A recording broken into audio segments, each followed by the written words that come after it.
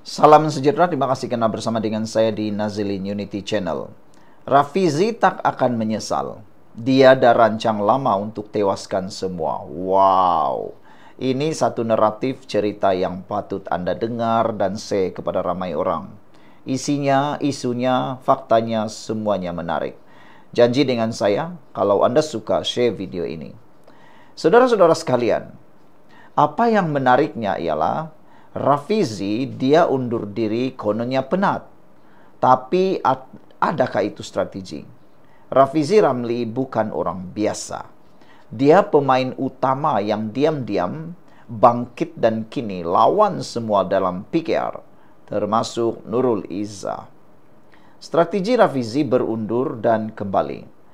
Pada tahun 2019, Rafizi umum berehat daripada politik. Waktu tu kalah pemilihan kepada Azmin. Tapi dia bukan lari. Dia pause untuk tonton dan rancang. Dia tahu PKR sedang berpecah lepas langkah Sheraton. Dia tunggu masa paling sesuai untuk kembali. Rafizi macam pemain catur. Langkahnya tak terburu-buru.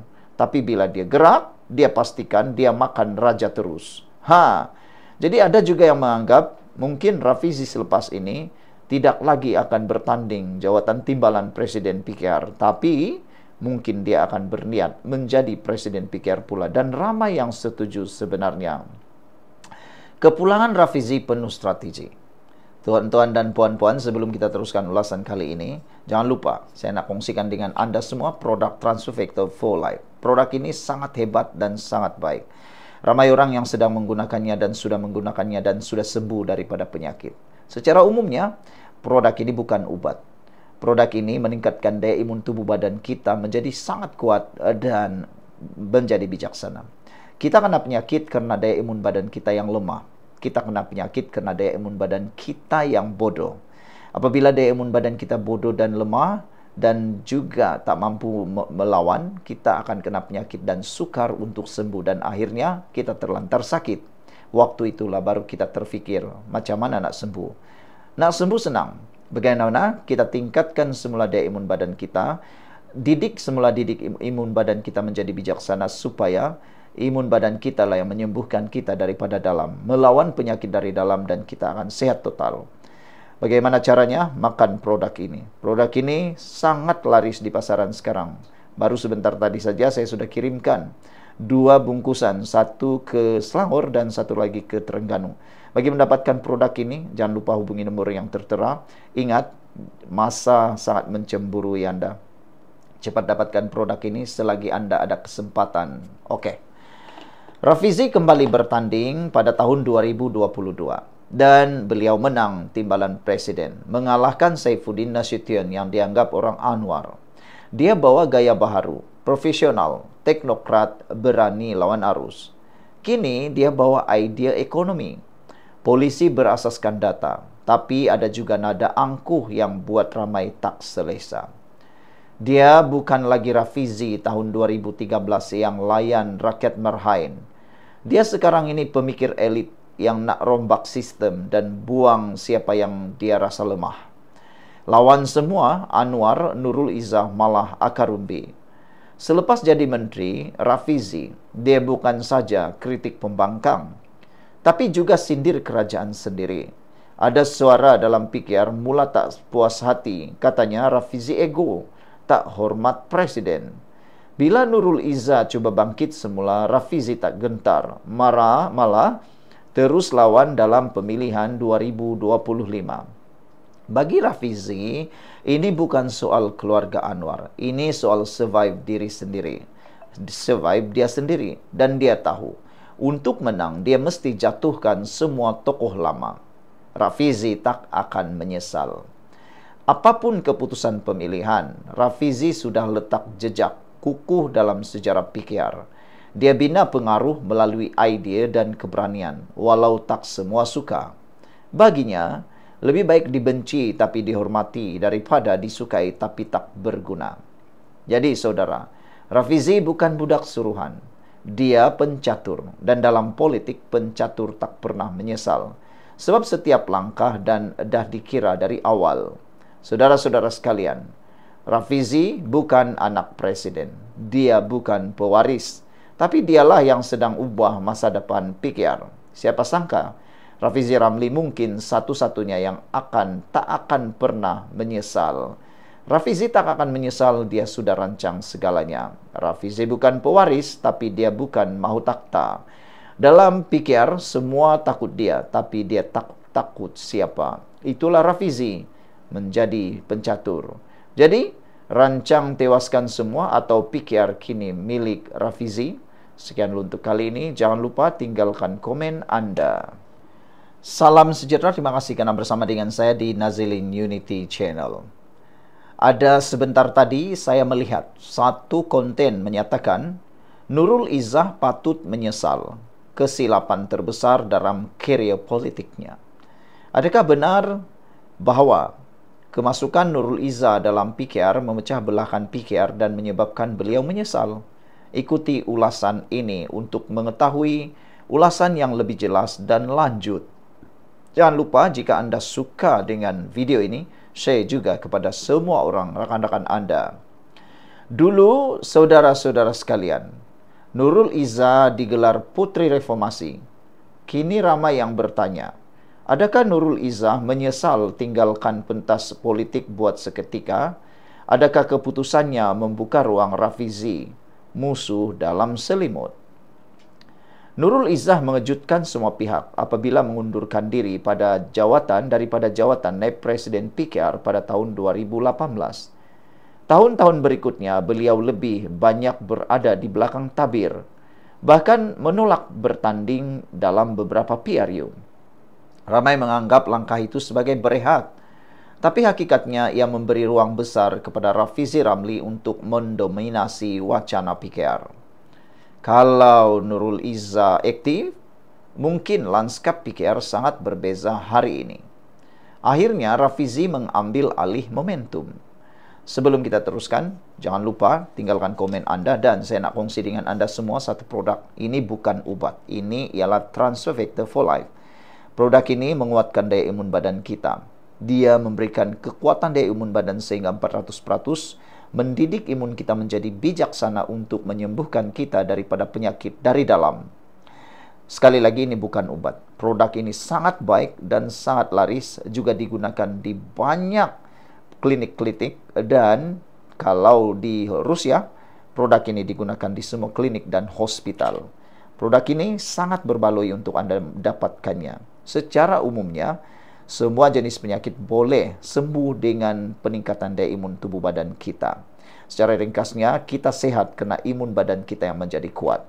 Untuk mendapatkan produk ini, hubungi nombor yang tertera. Jangan tunggu lama-lama. Nanti Anda menyesal. Jangan sudah kita terlalu teruk, baru kita mencari jalan penyelesaian. Ikhtiarkan selagi masih ada kesempatan.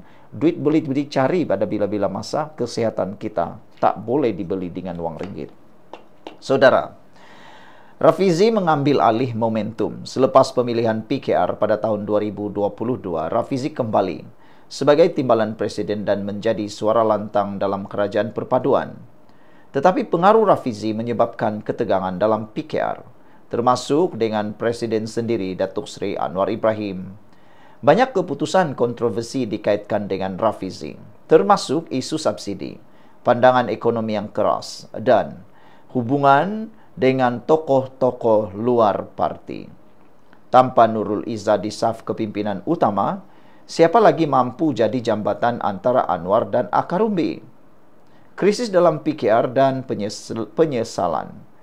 Kini, PKR bergelut dengan imej dalaman yang berpecah.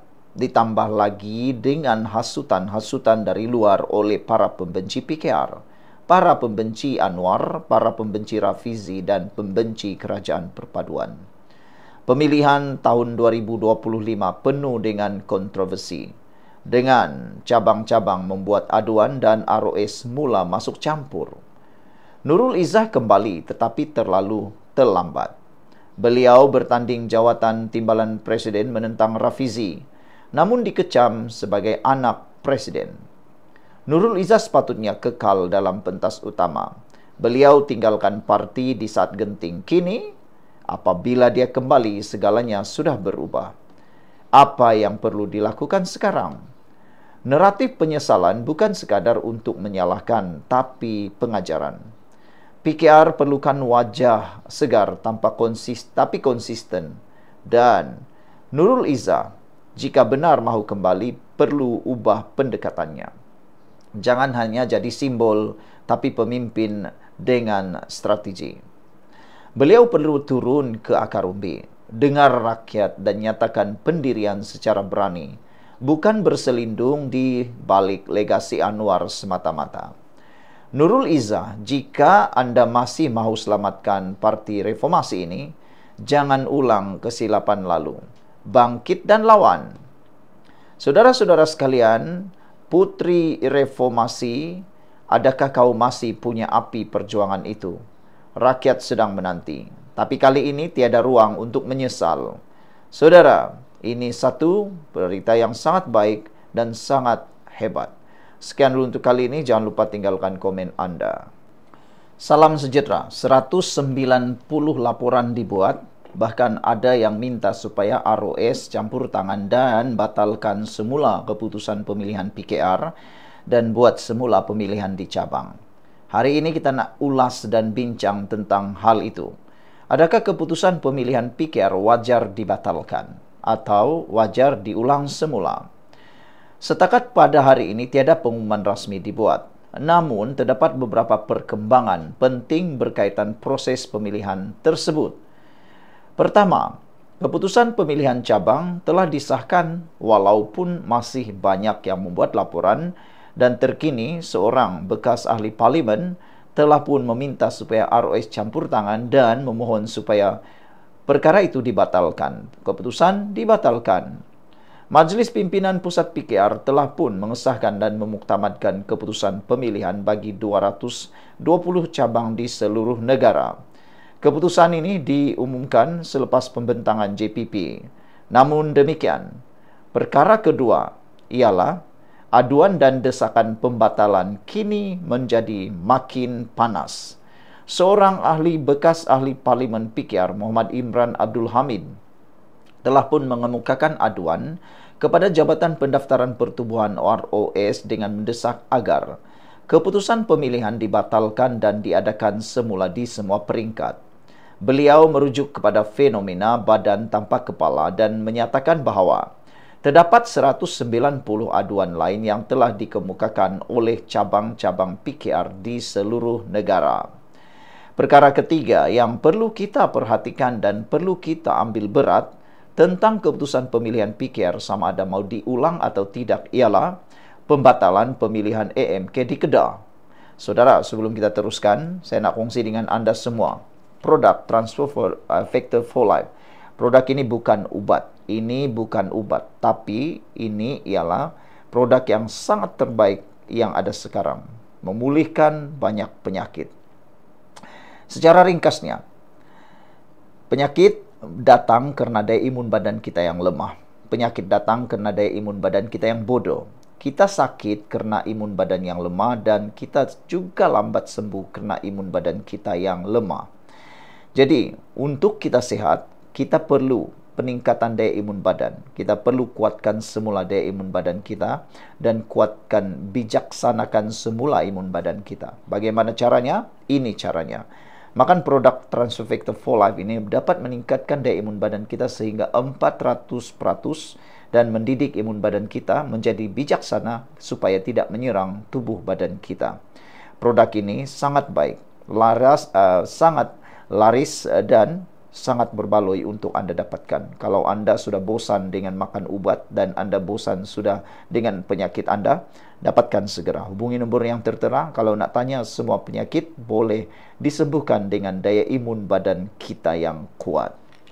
Saudara, rupa-rupanya perkara ketiga ini penting. Pembatalan pemilihan AMK di Kedah. Pemilihan Angkatan Muda Keadilan AMK di Kedah pada 11 April 2025 telah dibatalkan oleh JPP disebabkan isu teknikal. Pengundian semula dijadualkan berlangsung pada hari berikutnya. Keempat, pemilihan di peringkat pusat. Pemilihan di peringkat pusat telah berlangsung pada 23 Mei 2025. Datuk Seri Anwar Ibrahim kekal sebagai Presiden PKR tanpa dicabar, manakala jawatan Timbalan Presiden menyaksikan pertandingan antara Nurul Izzah Anwar dan Datuk Seri Rafizi Ramli. Keputusan rasmi pemilihan peringkat pusat boleh dirujuk di laman rasmi PKR. Secara kesimpulannya, saudara-saudara sekalian, walaupun terdapat aduan dan desakan untuk membatalkan keputusan pemilihan PKR 2025, tiada pembatalan rasmi yang diumumkan setakat ini. Proses pemilihan telah dijalankan dengan pemantauan audit digital dan keputusan telah disahkan oleh MPP. Sebarang perkembangan lanjut bergantung pada tindakan ROS dan keputusan dalaman parti. Saudara-saudara sekalian, apa yang lebih mengejutkan kita ialah bagaimana 190 aduan telah dibuat, dan adakah dengan laporan yang dibuat ini keputusan akan dibuat, iaitu adakah pembatalan keputusan akan dilakukan tidak lama lagi. Apa pula pendapat anda semua? Adakah anda setuju pembatalan dibuat dan dibuat pemilihan semula? Tinggalkan komen anda.